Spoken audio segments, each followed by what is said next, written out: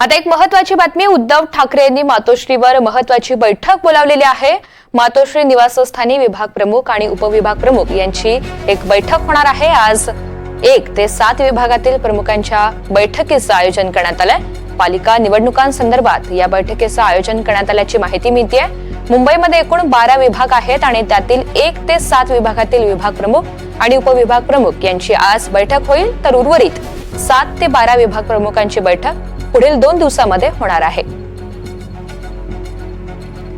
तर उद्धव ठाकरे यांनी मातोश्री निवासस्थानी ही महत्त्वाची बैठक बोलावलेली आहे। सध्या बैठकांचं सूत्र हे ठाकरेंच्या माध्यमातून सुरू असल्याचं आपल्याला पाहायला मिळतंय। खरं तर 31 डिसेंबर आधी सुद्धा अनेक बैठका पार पडलेल्या होत्या आणि त्यानंतर जानेवारीमध्ये उर्वरित बैठकांचं आयोजन केलं जाईल असं कळत होतं। त्याच बैठकीला आता सुरुवात झालेली आहे असं म्हणावं लागेल। मातोश्रीवर विभाग प्रमुख, उपविभाग प्रमुख यांची ही बैठक बोलावण्यात आली आहे। त्यामुळे आगामी पालिका निवडणुकांसाठी ठाकरे ऍक्शन मोडवर आल्याचं आपण पाहतोय।